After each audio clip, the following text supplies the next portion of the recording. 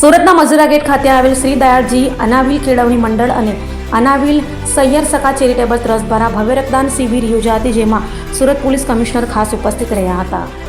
સુરતના મજૂરા ગેટ ખાતે આવેલ દયાળજી આશ્રમ ખાતે રવિવારના રોજ શ્રી દયાળજી અનાવિલ કેળવણી મંડળ અને અનાવિલ સૈયર સખા ચેરિટેબલ ટ્રસ્ટ સુરત દ્વારા સુરત રક્તદાન કેન્દ્ર અને વન બ્લડ અનાવિલ નવસારીના સહયોગથી સ્વૈચ્છિક રક્તદાન શિબિરનું આયોજન કરાયું હતું, જેમાં સુરત પોલીસ કમિશનર અનુપમસિંહ ગેહલોત મુખ્ય મહેમાન તરીકે, તો ડોનેટ લાઈફના પ્રમુખ પદ્મશ્રી નિલેશ માંડલેવાલા સમારંભના પ્રમુખ તરીકે હાજર રહ્યા હતા. તો આ રક્તદાન કેમ્પમાં મોટી સંખ્યામાં રક્તદાતાએ ઉપસ્થિત રહી રક્તદાન કરી રક્તદાન એ જ મહાદાનના સૂત્રને સાર્થક કર્યું હતું.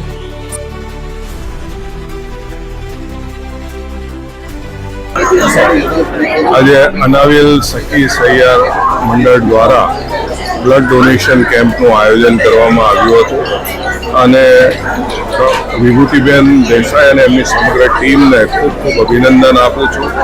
આ બ્લડ કોઈ ફેક્ટરીમાં બનતું નથી અને જ્યારે આજે આપણે 40-42 ડિગ્રી ટેમ્પરેચર હોય ત્યારે બ્લડ કેમ્પો પણ ખૂબ ઓછા થતા હોય અને તેવા સમયે આ કેમ્પનું આયોજન કરીને જે એમણે કામ કર્યું છે એમને ખૂબ ખૂબ અભિનંદન આપું છું.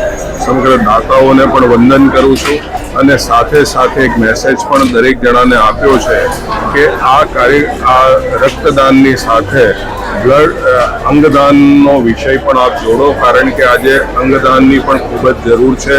આપણા દેશમાં જે દર વર્ષે લાખો દર્દીઓ સમયસર અંગો ન મળવાને કારણે મૃત્યુ પામે છે, એને નવજીવન મળશે.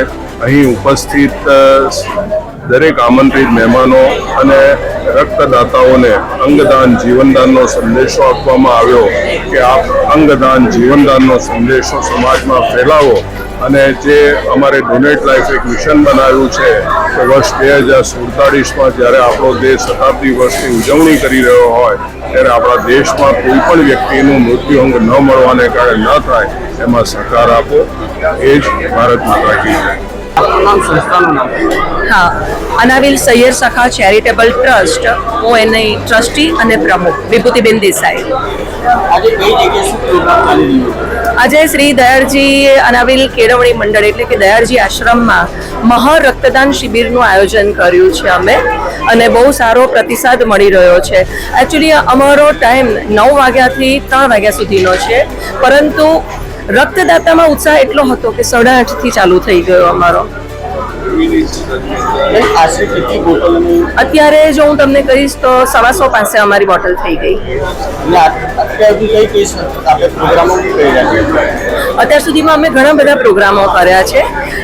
વિધવા સહાય કરવી કે પછી અંતરિયાળ ગામમાં કીટનું વિતરણ કરવું, સાપુતારા પાસે એક નાનું ગામ છે ત્યાં ટોયલેટ બાથરૂમ બંધાવી આપવા જેવા ઘણા બધા કાર્યો કર્યા છે અમે.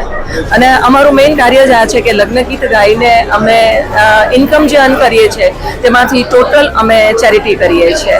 અને આજે 11 વર્ષમાં અમારું એક 16 બહેનોથી શરૂ થયેલું અમારું નાનકડું ગ્રુપ તે આજે 1200 બહેનોનું એક મોટું ટ્રસ્ટ બની ગયું છે.